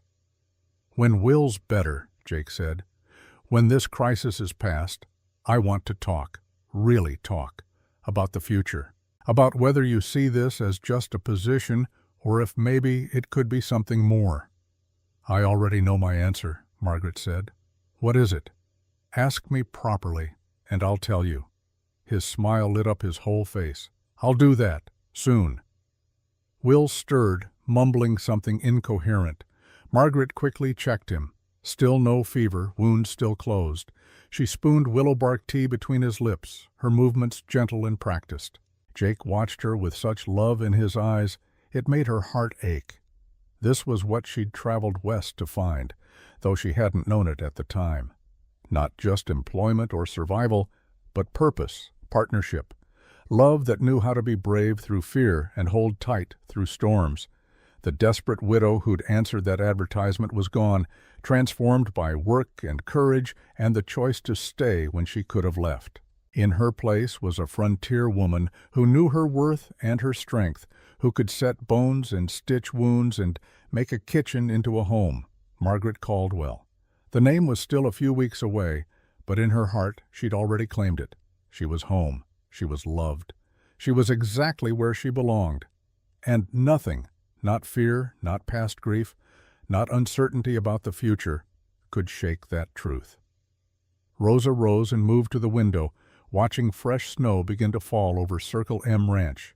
The same snow that had fallen on Margaret's wedding day 40 years ago.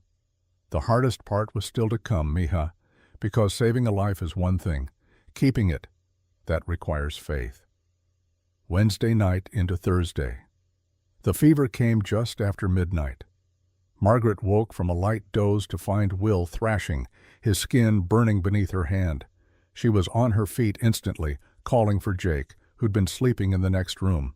Within minutes, they'd assembled everything they needed: cool water, clean cloths, willow bark tea, blankets to manage the shaking that would come when the fever spiked. "How high?" Jake asked, his hand on Will's forehead. "Too high."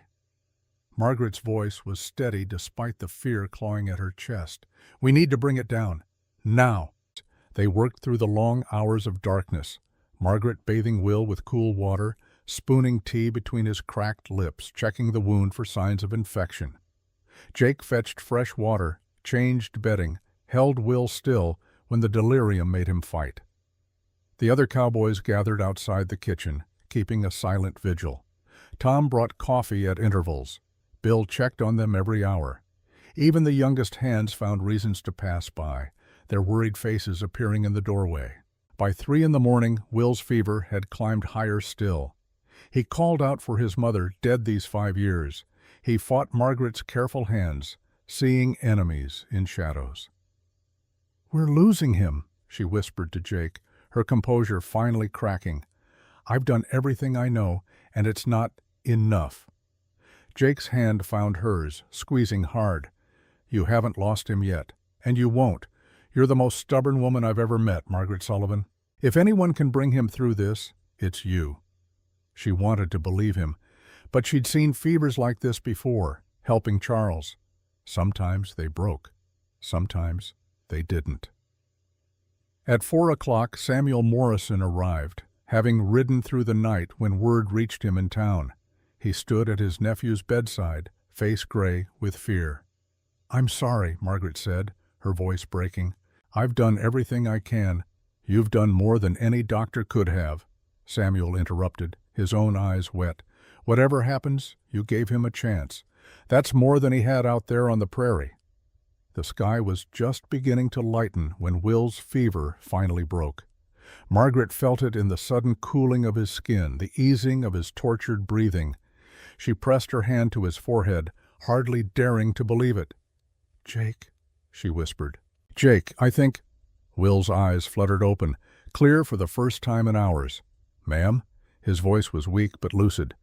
"Did I miss breakfast?" Margaret laughed through the sudden tears. "Several of them, but I'll make you the finest breakfast in Texas when you're stronger." Samuel Morrison sagged against the wall, covering his face with his hands. Jake's arm came around Margaret's shoulders, pulling her against him as she finally let herself shake with relief. They'd done it. Together, they'd pulled Will back from the edge. The sun was fully up when Margaret finally stepped outside for air. Her legs trembled with exhaustion. Her dress was stained with sweat and medicine, but Will was sleeping peacefully. The crisis passed. Jake found her on the back porch, swaying slightly. His hands steadied her, and somehow she was leaning against his chest, feeling the solid warmth of him through his shirt. "You did it," he murmured into her hair. "You brought him through." "We did it," she corrected. "I couldn't have managed without you. We make a good team." The words hung between them, weighted with meaning. "Margaret," he said quietly, "when this is over, when Will's recovered fully, we need to talk, really talk, about the future, about whether you see this as just a job or if maybe it could be something more." Before she could answer, Tom's voice called from inside, "Mrs. Sullivan, Will's asking for more tea." The moment shattered, but Margaret caught Jake's hand as she turned to go. "I already know my answer, Jake. When you're ready to ask properly, I'll give it to you." His smile followed her back into the kitchen, warming her more than the stove ever could. Thursday afternoon, Will was awake and complaining about being confined to bed. A good sign, Margaret assured everyone. Samuel had returned to town with the promise to check back tomorrow, his gratitude almost embarrassing in its intensity. Margaret sat by Will's bedside, spooning broth into him while Jake worked on ledgers at the kitchen table. The comfortable domesticity of it struck her. This felt like family, like home, in a way her Philadelphia life never had. "Mrs. Sullivan?" Will's young voice was hesitant. "Can I ask you something?" "Of course." "Are you going to marry Mr. Caldwell?" Margaret nearly dropped the spoon. "Will Morrison, that's hardly—" "Because you should," Will continued, utterly earnest. "He's different since you came, happier. And you, well, you look at him like my ma used to look at my pa before they died." Margaret's throat tightened. "How did your mother look at your father?" "Like he hung the moon and stars, like she'd chosen him every day and would keep choosing him." Will's eyes were knowing beyond his years. "That's how you look at the boss. You're very perceptive for someone who's supposed to be resting. I'm 16. I notice things." He paused, then added shyly, "Tom says Mr. Caldwell has been sweet on you for weeks, but was too scared to say anything. Tom talks too much." "Maybe. But he's not wrong, is he?" Margaret glanced at Jake, who appeared absorbed in his ledgers, but whose shoulders were suspiciously tense. He was definitely listening. "No," she said softly. "He's not wrong." Friday evening Will was strong enough to sit up and take solid food. Margaret made him her lightest biscuits with honey, and he ate 3 before falling asleep again, exhausted by the effort. Jake had been quieter than usual all day, his expression thoughtful. After the dinner dishes were done and the other men had retreated to the bunkhouse, he appeared in the kitchen doorway. "Walk with me?" he asked. They strolled to the small rise behind the house, where they could see the whole ranch spread out under the evening sky. November cold bit through Margaret's shawl, but Jake's presence beside her was warm. "I want to tell you something," he said, "about your husband." Margaret's heart stuttered. "Charles? When you mentioned he went to Johns Hopkins, studied under Dr. Richardson, it's been nagging at me.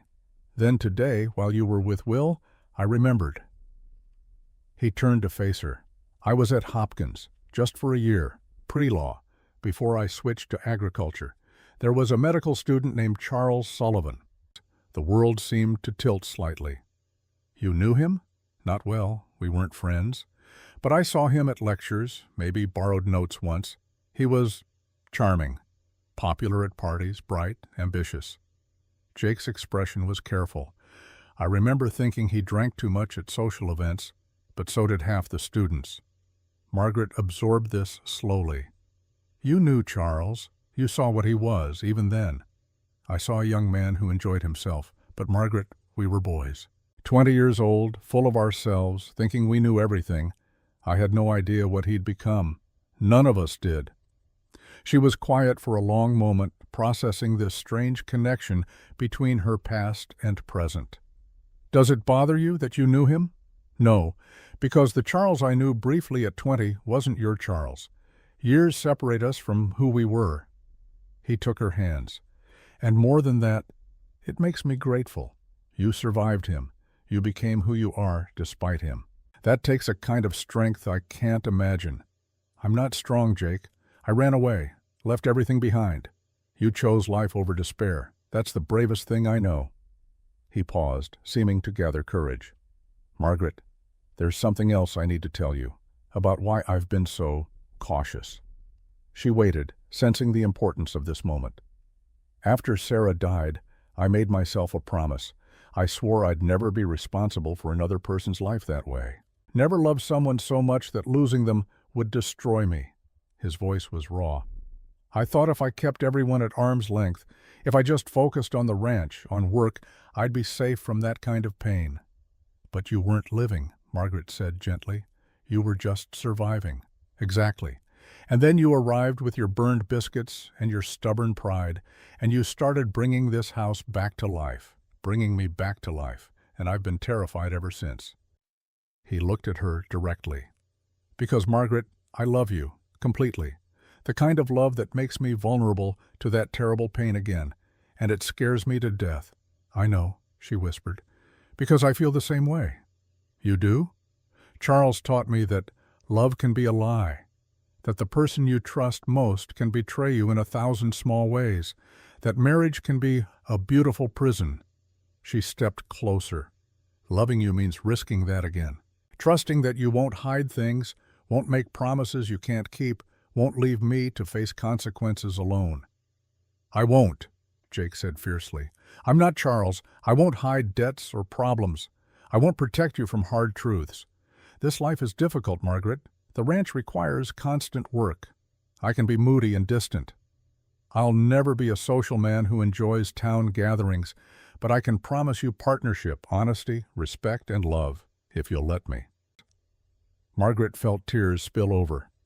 On his deathbed, Charles asked me to promise him something. He said, "Find real happiness, Margaret, not the kind we pretended we had, real happiness."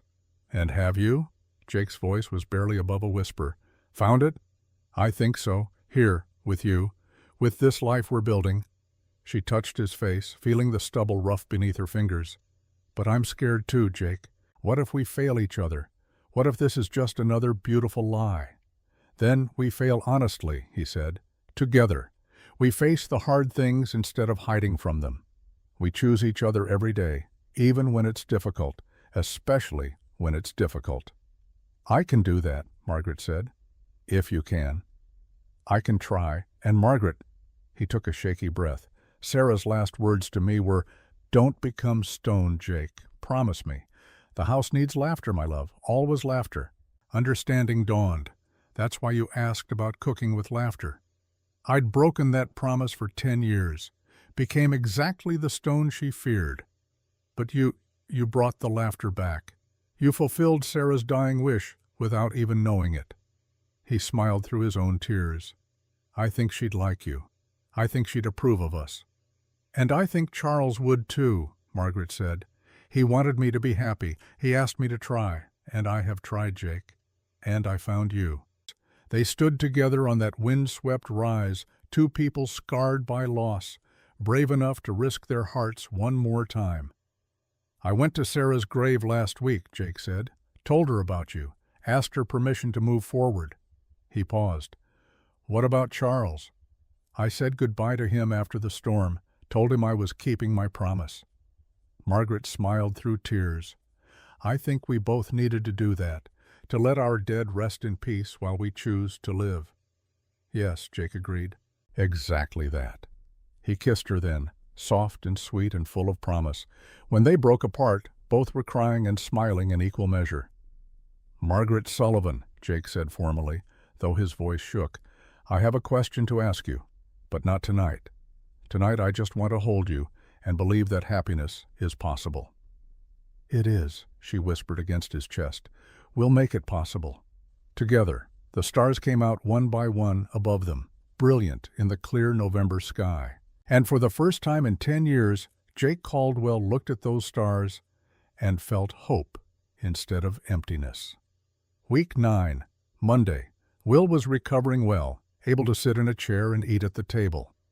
He'd become a fixture in the kitchen, keeping Margaret company while she worked, entertaining her with stories and youthful observations.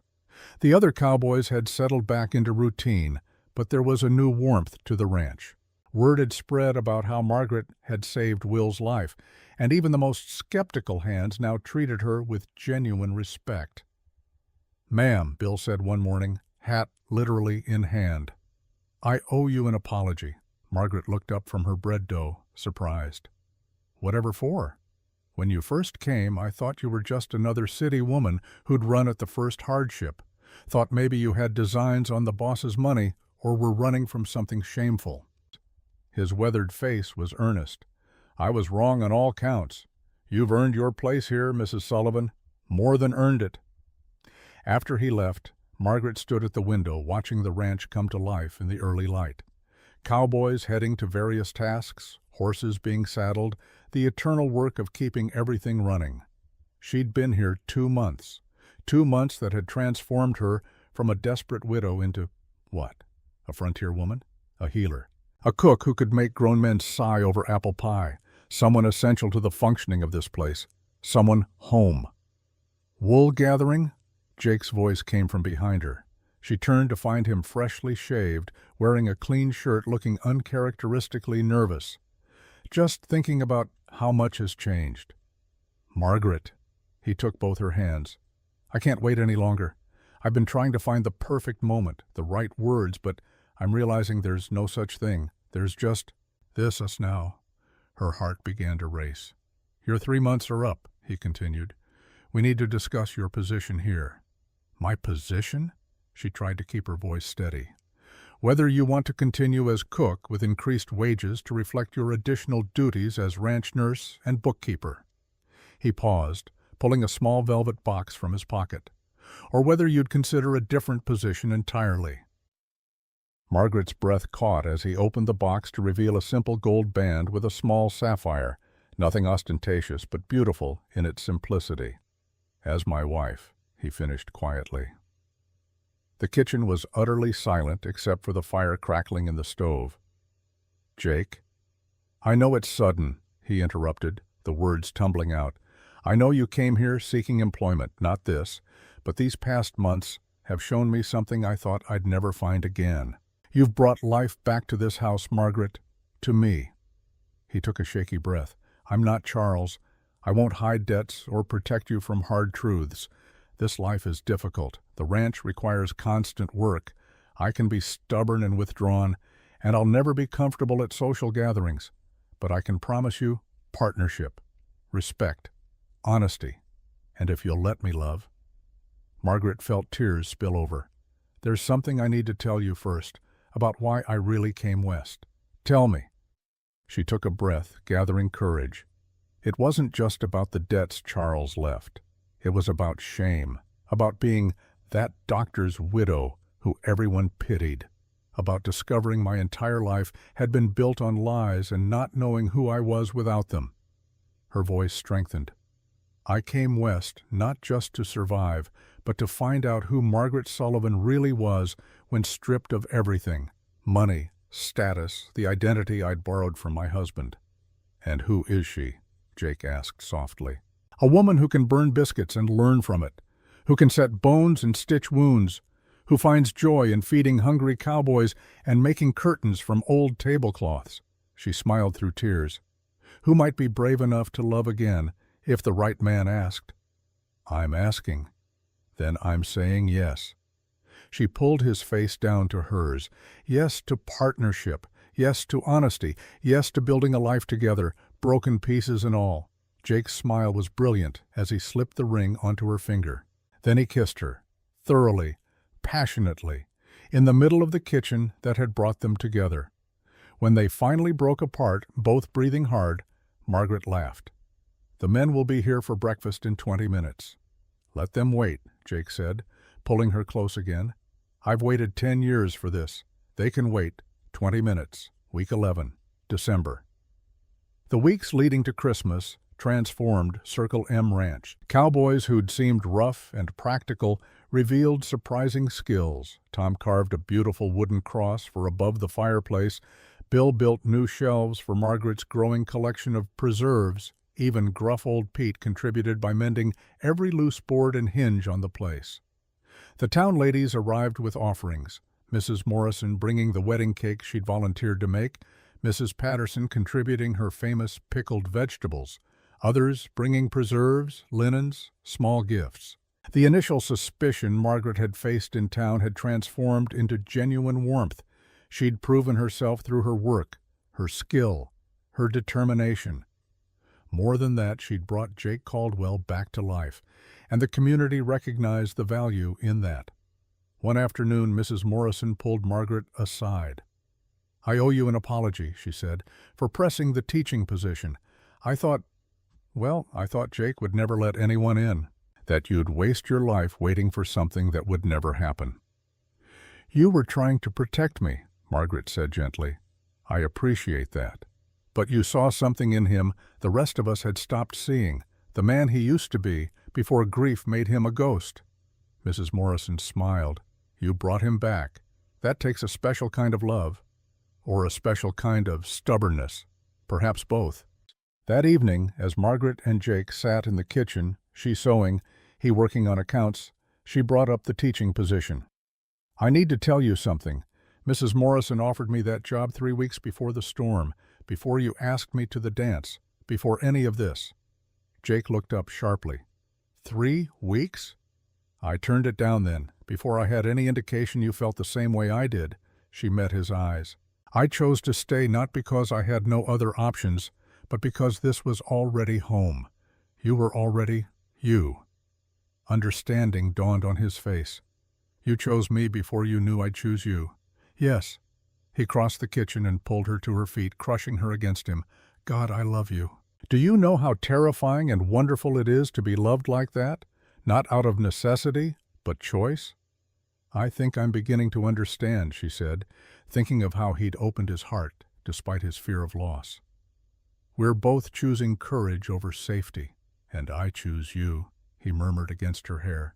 "Every day, for the rest of my life." Christmas Eve. The ranch was transformed. Pine boughs and ribbons decorated every surface. The main room had been scrubbed until it shone. Cowboys had even hung lanterns outside, making the whole place glow like a beacon against the dark prairie. Margaret stood in her small room, soon to be just a storage room, as she'd be moving into the main house, and looked at herself in the mirror. The blue wool dress fit perfectly after weeks of alterations. She'd pinned her hair up simply, adding a sprig of dried lavender from her kitchen herbs. The woman in the mirror was unrecognizable from the desperate widow who'd arrived 3 months ago. That woman had been broken, defeated, running from shame. This woman was strong, capable, certain of her worth and her place in the world. A knock at the door. "Margaret?" Jake entered, stopping short when he saw her. "You're beautiful. You look quite distinguished yourself." And he did. The black suit he'd worn to the dance, boots polished, hair neatly combed, with an expression of such love it made her breath catch. "I have something for you." He held out a flat box. It was my mother's. Inside was a delicate gold locket on a chain. Margaret opened it to find 2 tiny photographs, Jake's parents in one side, the other empty. "For our future," he said quietly. "Whatever it brings, whatever children we might have, whatever life we build, this side is waiting for us to fill it." She couldn't speak past the lump in her throat as he fastened it around her neck. It settled next to the small locket with Charles's picture she still wore, not displayed openly anymore, but not discarded. just peacefully present. "Ready?" Jake asked, offering his arm. "Ready." The ceremony was simple and perfect. Reverend Matthews spoke of second chances and the courage to love again. Margaret barely heard the words lost in Jake's steady gaze as they spoke their vows. His voice was strong and certain. "I, Jake Caldwell, take you, Margaret Sullivan, to be my wife, to have and to hold from this day forward, for better, for worse, for richer, for poorer, in sickness and in health, to love and to cherish, till death do us part." Her voice trembled only slightly. "I, Margaret Sullivan, take you, Jake Caldwell, to be my husband, to have and to hold from this day forward, for better, for worse, for richer, for poorer, in sickness and in health, to love and to cherish, till death do us part." "I now pronounce you husband and wife," Reverend Matthews said, smiling. "You may kiss your bride."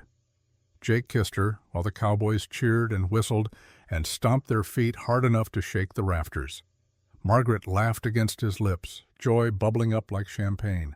The feast that followed was everything she'd hoped for. Tables groaned under the weight of food, her contributions, and those of the town ladies creating a spread worthy of any Philadelphia society event. But the warmth and genuine celebration far exceeded any formal dinner she'd attended back east. When the meal wound down, cowboys called for a speech. Jake stood, pulling Margaret up beside him. "I'm not much for speeches," he began, earning good-natured groans. "But I want to say this. 6 months ago, this ranch was just a business, a place to work and sleep and not much else. Then Margaret Sullivan arrived with her city ways and burned biscuits. You're never letting me forget those, are you?" Margaret interrupted, making everyone laugh. "Never," Jake agreed, smiling down at her. "She brought more than cooking skills. She brought life back to this place. Laughter, hope, the reminder that a house is just wood and stone without someone to make it home." He raised his glass. "To my wife, who seasons everything with joy." "To the Caldwells!" the crowd roared. The evening dissolved into music and dancing. Margaret was pulled into dance after dance, but kept finding her way back to Jake, to his steady presence and warm smile. As the guests finally began to depart, cowboys retreating tactfully to the bunkhouse, Jake and Margaret stood together in their kitchen now, truly and completely. "No more separate quarters," Jake said softly. "No more careful distance. Just us." "Just us," Margaret agreed. "Margaret Caldwell. I like the sound of that. I love the sound of that, almost as much as I love you." They stood in the doorway, his arms around her, both looking out at the snow-covered ranch glowing silver under the stars. "Our first Christmas," Margaret murmured. "The first of many," Jake said. "Filled with burned biscuits and perfect pies, difficult calving seasons and bountiful harvests, arguments and reconciliations. Real life, Margaret, our real life. I can't wait." He turned her to face him, cupping her face in his work-roughened hands. "Thank you." "For what?" "For seeing past the broken man to who I could be again. For choosing this life when you had easier options. For teaching me that loving someone doesn't mean losing yourself to fear." He kissed her forehead. "For bringing laughter back to this house." "You asked for someone who could cook with laughter," Margaret said, her own eyes wet. "I didn't understand what you meant then, but I do now. You weren't asking for entertainment. You were asking for hope, for life, for someone brave enough to love a man who'd forgotten how to accept happiness." "And you gave me all of that," Jake said. "More than I deserved, more than I dared hope for." "We gave it to each other," Margaret corrected. "You helped me find my strength when I thought I had none.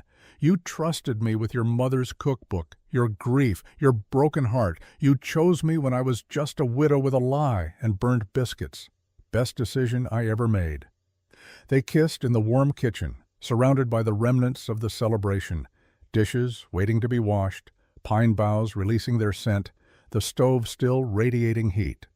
Outside, snow fell softly, covering the ranch in pristine white. A new beginning. A clean slate, a life built not on running from the past, but on choosing the future. Together. Epilogue, 1923. Rosa finished her story as the morning sun broke fully through the clouds. Maria sat transfixed, her earlier tears forgotten. "And Mrs. Margaret?" the young cook asked. "Was she happy?" Rosa smiled, her weathered face soft with memory. "Ay, mija, she was happy. Not every day. Life is hard, marriage takes work. But yes, happy." She moved to the counter, running her hand over the worn cookbook that still sat there after 40 years. They had 3 children, 2 girls and a boy.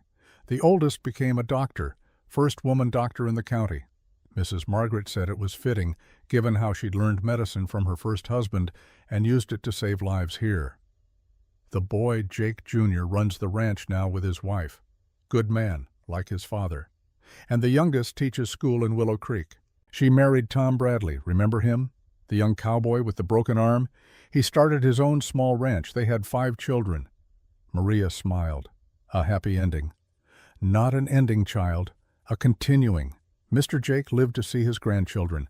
He died peacefully in his sleep at 72, with Mrs. Margaret holding his hand. And Mrs. Margaret? Rosa's eyes grew distant. She lived to 89, ran this kitchen until she was 85. Sharp as a tack, strong as old leather, and still making men smile with her cooking. She paused, touching the cookbook gently. On her last day, she sat right here in this chair, called me over and said, "Rosa, I came west a liar and a coward. I became a cook, a healer, a wife, a mother, but most important, I became myself. Tell the young ones, it's never too late to start over. It's never too late to find home." Maria wiped her eyes. "Where is she now?" "Come." Rosa led her to the window. "See those cottonwoods past the north pasture? That's where they rest. Mr. Jake and Mrs. Margaret side by side. And next to them, the small graves Mr. Jake made years before, for his parents and his first family. All together now, all at peace." She turned back to Maria. "So you see, mija, burned bread isn't failure. It's just a beginning. Mrs. Margaret taught me that. And now I'm teaching you." Maria looked at her bread. Golden now, perfectly risen. "Gracias, Rosa, for the story, for the lesson." "De nada, child." Rosa moved back to the counter. "Now let's get this bread finished before the men come in for lunch. Mrs. Margaret always said, 'The secret to good bread is knowing when to stop waiting and start baking.'" She paused, smiling at some private memory. I think she was talking about more than bread. Maria carefully shaped her loaves while Rosa prepared the noon meal. Through the window they could see the ranch, still operating, still thriving, still the Circle M that Jake Caldwell had built and Margaret Caldwell had transformed into a home. On the wall hung a photograph, sepia-toned and carefully preserved. Jake and Margaret on their wedding day, snow falling gently around them. His arm around her waist, her hand resting on his chest, both smiling with the particular joy of people who'd chosen love over fear, hope over despair. Below the photograph, the old cookbook sat open to a well-worn page, apple pie, with a note in faded ink. Jake's favorite, extra cinnamon, and in different handwriting, added years later, also Margaret's favorite. She said it tasted like home. The kitchen filled with the scent of baking bread, the same scent that had filled it 40 years ago when a desperate widow first learned to work that temperamental stove. The same warmth, the same life, the same laughter that echoed through generations. Outside, snow continued to fall softly over Circle M Ranch.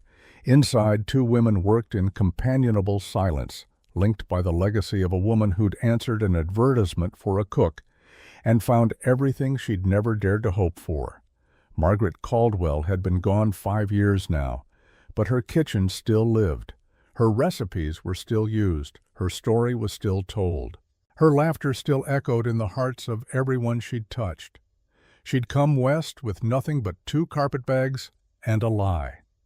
She'd left behind a legacy of love, transformation, and the courage to believe that it's never too late to find home. Rosa pulled the bread from the oven, golden, perfect, fragrant. She set the loaves on the counter to cool, then turned to Maria. "You did well, mija. Mrs. Margaret would be proud." "You think so?" "I know so." Rosa touched the young woman's shoulder gently. "You came here scared and certain you'd fail, just like she did. And look at you now, making bread that would make grown cowboys weep."